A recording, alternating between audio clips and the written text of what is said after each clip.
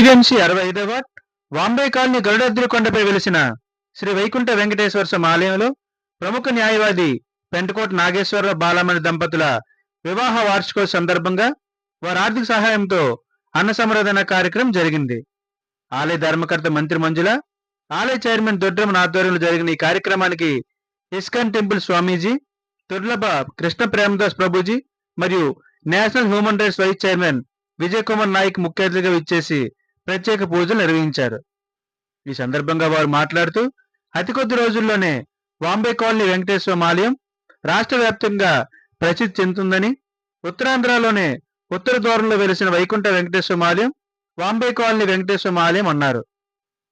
స్వామివారిని 7 వారాల పాటు నిష్ఠతో పూజ చేస్తే కోరిన కోరికలు తీరుతాయని భక్తుల నమ్మకం అన్నారు.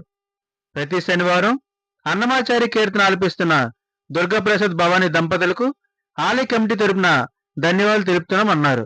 ఈ కార్యక్రమంలో పెంటకోట రాజు, పూడి శాంతి, పప్పల ఆదిలక్ష్మి, గురుసు రామలక్ష్మి, తిప్పల స్వాతి, ఉమ్మ ఈశ్వరి మరియు ఆలయ కమిటీ సభ్యులు, ఆలయ సేవకులు అధిక సంఖ్యలో పాల్గొన్నారు. ఈ కొండ మీద అడుగు పెట్టిన ఇప్పుడే కాదు, అంటే స్వామిని దర్శనం చేసుకోగానే కాదు, చేసుకోకముందే కింద స్వామివారి యొక్క పాదాల దర్శనం చేసుకోగానే నాకు తిరుమలకి వెళ్తున్నానా అనిపిస్తుంది. ఆ భావన కలిగింది నాకు నిజానికి ఎటువైపు చూసినా కొండలే కనిపిస్తూ ఉన్నాయి. ఏ వైపు చూసినా ఆలయ సిబ్బంది, ముఖ్యంగా మీరందరూ సిద్ధం చేసుకోండి. 1 సంవత్సర కాలంలోనే ఒక అద్భుతాలు జరగబోతాయి ఈ మందిరం దగ్గర. ఎందుకంటే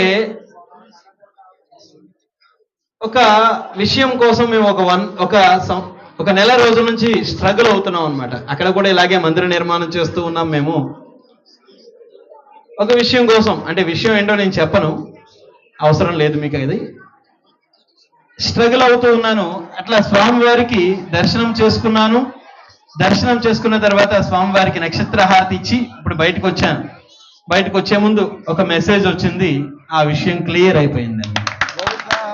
ఇందాక అమ్మ చెప్తూ ఉన్నారు, స్వామి అడిగితే ఇచ్చేస్తాడు, నేను అడగకపోయినా ఇచ్చేశాడు. స్వామి అడగకపోయినా ఇచ్చేశాడు. ఎందుకంటే ఆయన చూపులో ఉంది ఆ శక్తి.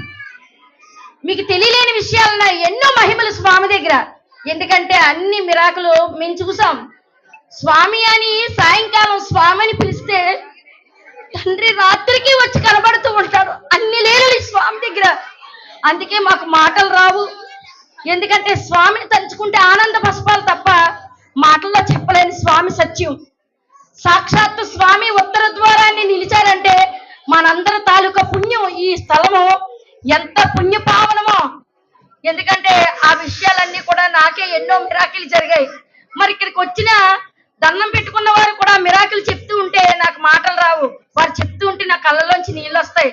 ఎందుకంటే స్వామి గురించి ఆనందం పొంగిపోతూ ఉంటది నాకు. అంతటి ఎప్పుడు నా వెన్నంటే ఉండి చాలా ఆటల్లో నన్ను ముందు నడిపించి ఎన్నో దవకల్లోంచి నన్ను ఒడ్డెక్క పెట్టాడు. ఆయన గురించి మాటల్లో చెప్పలేను.